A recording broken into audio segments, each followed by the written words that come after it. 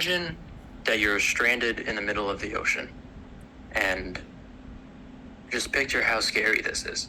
It's dark, it's cold, you can't feel anything, that's how cold it is. Maybe there's a big storm coming, maybe you see sharks swimming around nearby, but you have to keep treading water to survive.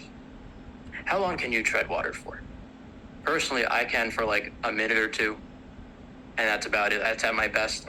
I'd be done for. But now imagine that a big boat is coming your way, right? And it sees you. And the crew throws out one of those lifesavers, those circular things, so you could grab onto it. And the captain, he comes down and personally extends his arm out to pull you on board to safety. Would you grab on? Of course you would. If not, you're probably not going to make it like me, right?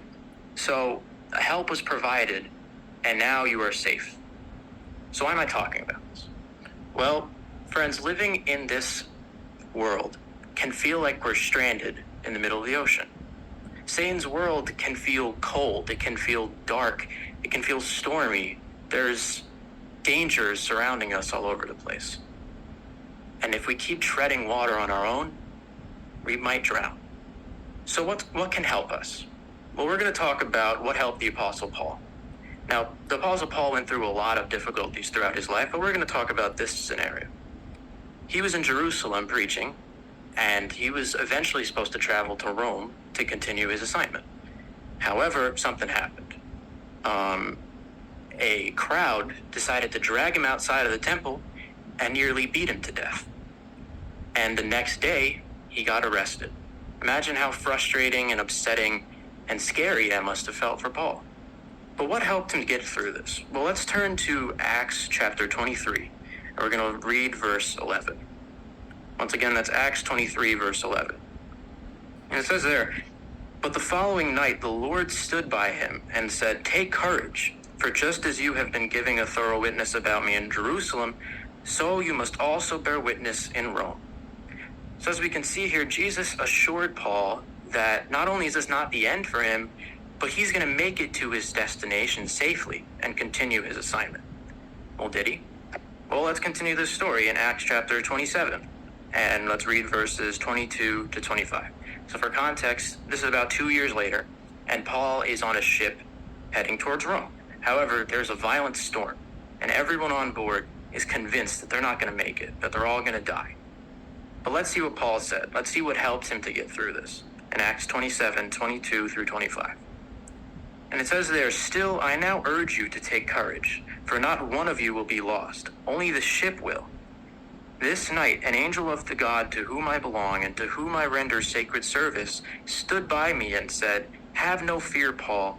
You must stand before Caesar, and look, God has granted to you all those sailing with you. So take courage, men, for I believe God that it will be exactly as I was told.'" So as we can see, Jehovah sent an angel to assure Paul once again that not only is he going to survive, but he's going to make it to his destination safely, along with everyone on board. And guess what? They did.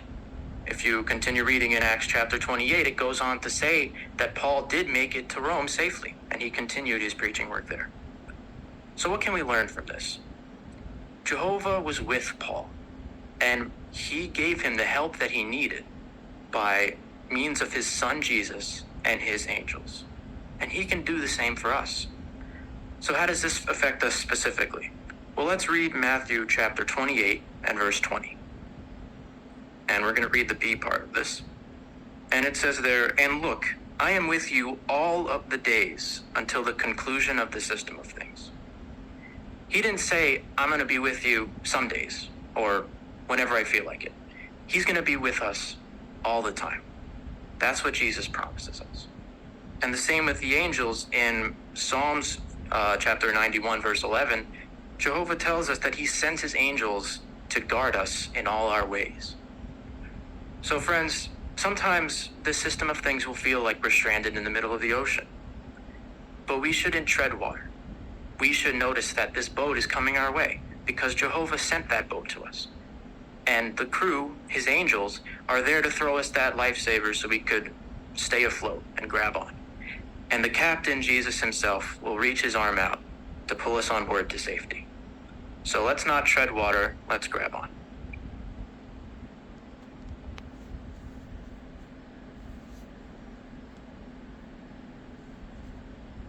Brother Gonzalez, another excellent talk you delivered there. And you were demonstrating from us point 14 from our teaching brochure, main points made to stand out. Now with this talk, you developed it well, and you had one main point, that Jehovah, he will send his angels to help us. And you developed your whole talk around that one main point, developing using examples, make it easy for us to follow. And it was done excellently. Thank you so much, my brother. It's definitely something we can use in the ministry when we're teaching. If we have one main point we want to give to them, we want to make sure that point stands out, maybe repeat it at the beginning and at the end, and make sure we have scriptures to back up our main point, just like Brother Gonzalez did. When he wanted to introduce his main point, he read the scripture first and then stated the main point. Thank you, my brother.